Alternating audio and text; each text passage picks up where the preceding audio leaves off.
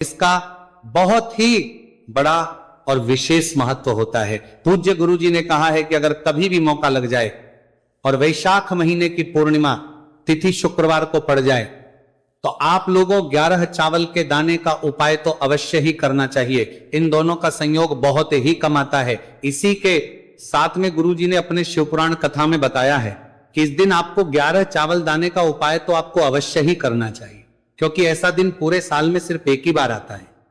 और दोस्तों, आप सभी लोग जानते हो कि शुक्रवार पूर्णिमा तिथि का अगर सबसे बड़ा कोई उपाय है तो वो 11 चावल के दाने वाला उपाय है। तो दोस्तों, इस शुक्रवार पूर्णिमा तिथि के दिन आप लोगों को इस 11 चावल दाने वाले उपाय को जरूर करना है।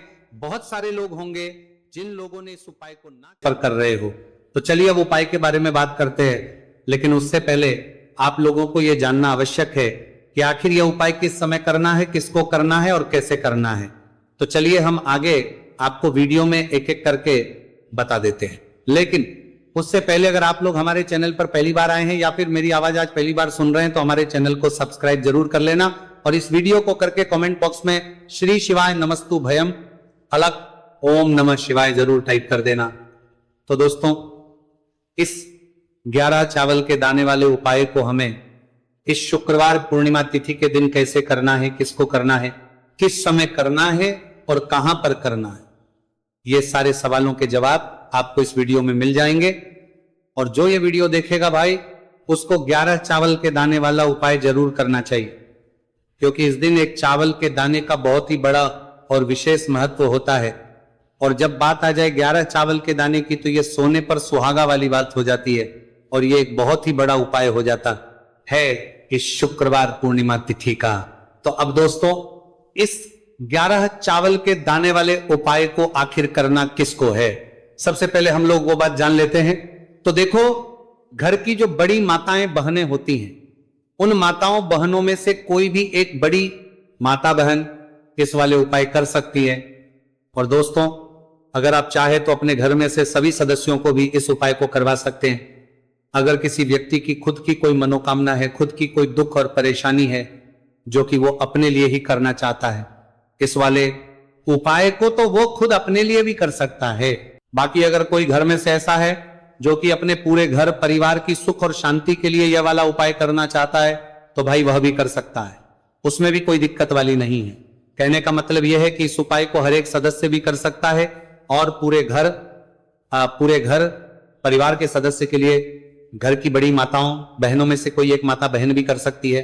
माताएं बहनें अगर घर में उपस्थित ना हो या वह ये वाला उपाय ना कर पा रही हो तो फिर घर का कोई बड़ा सदस्य भी इस 11 चावल के दाने वाले उपाय को कर सकता है, चाहे फिर वो पुरुष ही क्यों ना हो, उसमें कोई भी दिक्कत वाली बात नहीं है। अब दोस्तों, इस 3 बल के दाने वाले उपाय को हमें करना कहां पर है, हमें इसे शिव जी के मंदिर में जाकर करना है। बहुत सारे लोग प्रश्न करते हैं, हर एक उपाय को करते समय क्या हम इस उपाय को घर पर कर सकते हैं? तो इस वाले उपाय को आप घर पर नहीं कर सकते हो। इस वाले उपाय को करने के लिए आपको शिव जी के मंदिर ही जाना पड़ेगा। उसके बाद में दोस्तों, जो अगला प्रश्न निकल कर आता है वह ये आता है, इस उपाय को लेकर के आखिर इस उपाय को हमें किस समय करना है, सुबह के समय करना है कि शाम के समय करना है? तो देखो, इस वाले उपाय को आप लोग सुबह के समय भी कर सकते हो और शाम के समय प्रदोष काल में भी कर सकते हो। अब अगर आप पूछो कि भाई सबसे उत्तम समय कौन सा रहेगा इस 31 चावल के दाने वाले उपाय को करने का, तो हम आपसे बस यही कहेंगे कि इस उपाय को आप सुबह के समय करेंगे तो ज्यादा बेहतर होगा।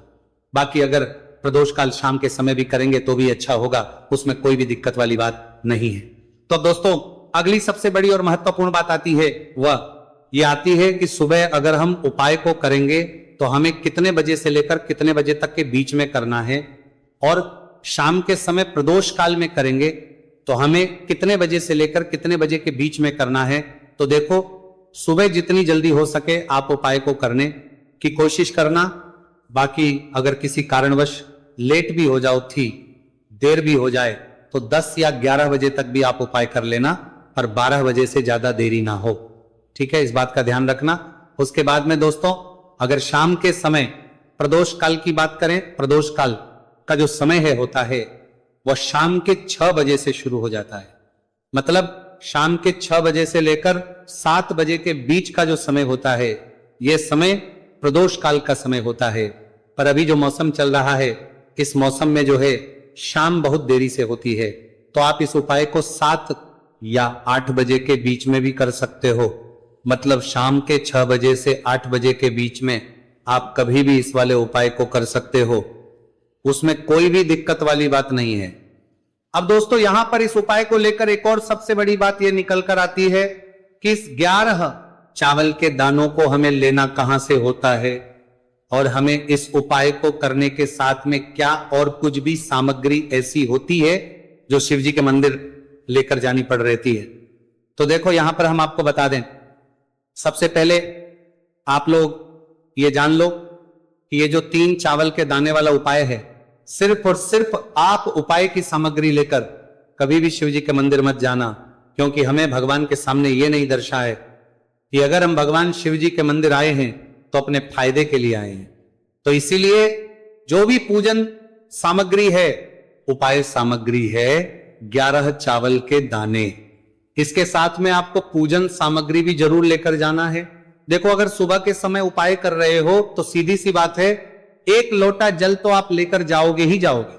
वही 1 लोटा जल अगर मिट्टी का जल हो तो बहुत अच्छा रहे। मिट्टी का जल कैसे बना आता है, इसके लिए हमने पहले से बहुत सारी वीडियोस बना दी है आपके पास।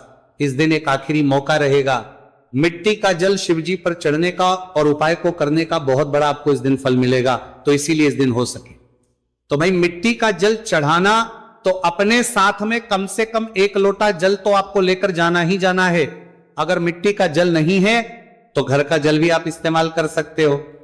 इसके अलावा जो भी पूजन सामग्री है, देखो 11 के दाने ये अलग आपके रहेंगे और जो आपकी पूजन सामग्री रहेगी वो अलग रहेगी।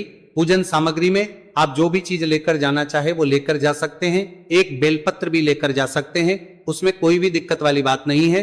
वहीं अगर हम बात करें शाम के समय की, तो शाम के समय शिवजी पर जल नहीं चढ़ता है, इसीलिए शाम के समय आप लोग एक दीपक तैयार कर ले जो कि गोल तीखा आटे का शुद्ध देसी गाय का घी का होगा, है ना। इस बात का आप लोगों को ध्यान करना है। और इस दीपक को आपको घर से जलाकर नहीं लेकर जाना है, भगवान शिवजी के मंदिर में जाकर ही जलाना है।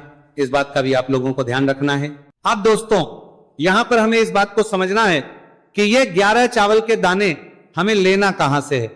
क्या हमें दुकान से लेकर आना है या हमें अपने घर से लेना है, या कहां से लेकर आना है और कौन से चावल लेना है, क्योंकि चावल भी बहुत प्रकार के होते हैं। तो देखो इन सभी सवालों के जवाब आप लोग एक बात में सुन लो कि भाई जो उपाय है, इस उपाय में आपको ये नहीं देखना है कि भाई कौन से चावल है कौन से चावल नहीं है। बस जो भी चावल ले रहे हो वो चावल का दाना साबुत होना चाहिए, मतलब साबुत होना चाहिए, टूटा हुआ नहीं होना चाहिए, कटा पीटा नहीं होना चाहिए। यह बात आपको ध्यान रखना है। बाकी आपका चावल बासमती हो या सादा चावल हो या कोई सा भी चावल हो, उसमें कोई भी दिक्कत वाली बात नहीं। तो सीधी सी बात है कि आपके घर के रसोई घर में जहां पर आप बनाते हो वहां पर जो भी चावल आपके उपस्थित हो, उन चावलों में से अपनी एक कटोरी भर लेना या एक मुट्ठी चावल अलग से निकाल कर रख लेना, क्योंकि हम 11 चावल ही यहां पर इस उपाय में लेने वाले हैं। तो हमें ये चावल के दाने गिनकर निकालने पड़ेंगे, इस बात का आप लोगों को ध्यान रखना है। तो अपने उस चावल की कटोरी में से या चावल में से 11 ऐसे चावल के दाने आप लोग निकाल लो जो कि टूटे हुए ना हो, कटे पीटे ना हो, कोई दाग ना लगा हुआ हो, है ना। अच्छे साबुत चावल के दाने 31 दाने आप लोग निकाल कर रख लो और इन्हें किसी भी एक कागज की पड़िया में या किसी एक छोटी सी कटोरी में आप लोग रख लो, ताकि ये सुरक्षित रहे, आपके एक भी चावल का दाना इधर उधर ना हो और आपका उपाय भी पूरा अच्छे से हो जाए।